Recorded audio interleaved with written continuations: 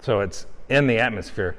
The aurora borealis lighting up is actually noble gases ignited by electricity. So cavemen saw neon signs, they were just in the sky.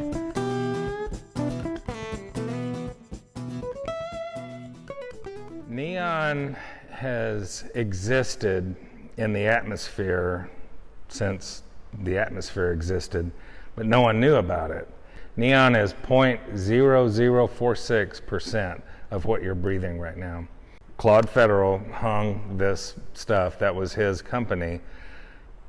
He thought, wow, if we took this neon gas and we ignited it in a tube and we bent the tube into the word Cinzano water or something, we can make an advertising medium out of it. I get my inspiration from a lot of places. I was in a Mexican restaurant and I saw a movie poster, and it was two luchadors wrestling, and I thought, wow, what a dynamic image that is, a luchador, you know. And so instead of doing a neon of two luchadors wrestling, I try to boil it down to its essence of what, design-wise, what makes this so powerful, and it's his mask.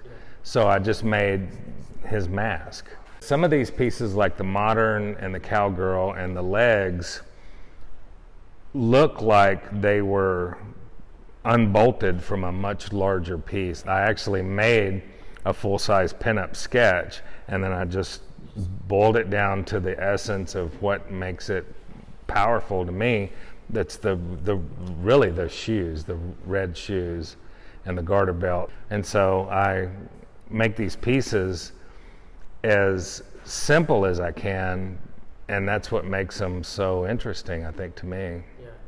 It is pop art. I consider myself a neon pop artist, and I didn't get pop art when I was a kid. I just thought, like, this guy did a soup can and you guys are celebrating it, and now it's my favorite media genre of art, you know.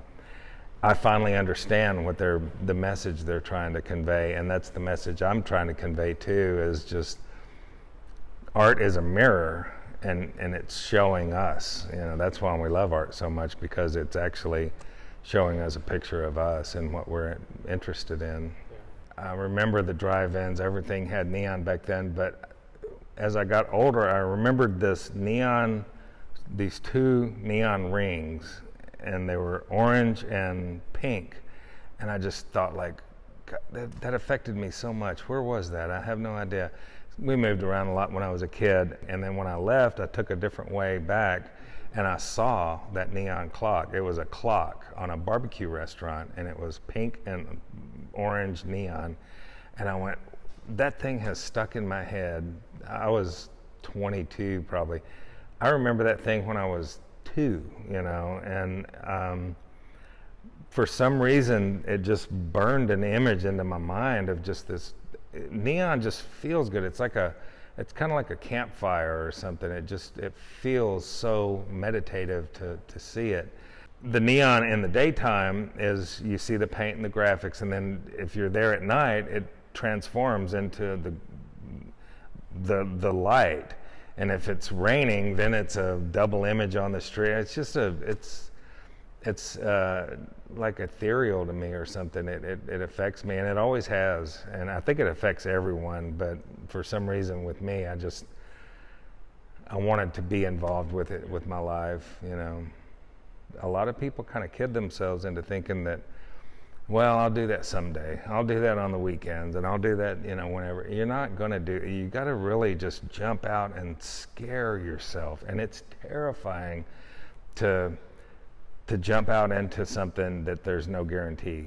I had a friend back before I even did all of this. I lived in a trailer park, and she said she took care of hospice patients when they were dying, and they all told her, I am in this bed, I'm never getting out of this bed, but the one thing I wished I'd done is, and it's always like, be a ballerina, be an actor, there was always something that they were afraid to do, and they were dying, whether they did that or didn't do that, they were still laying in that bed dying. And so I put myself in that bed as a 25-year-old guy, and I thought, like, what am I going to regret not doing? And it came back instantly. Artist. If you don't live your life being an artist, you're going to be in a bed someday, and you're going to be regretting that you didn't go for it. And so I went for it, and it was scary. It still is every day, but it's living. I have a lot of favorite things in Tulsa. There's Kane's Ballroom, Arky's, and then there's one with like a little Mexican guy on a Sierra something. I am so pleased to be here, and I'm tickled to see Tulsa and have a few days to get to actually immerse myself into visiting all the things that I see on Instagram all the time, like all the meadow gold, all the big, that's not cheap to keep that maintained like that. When you're out there scaring the heck out of yourself, you feel very much alive. It's not comfortable, but comfort is kind of an enemy in a way.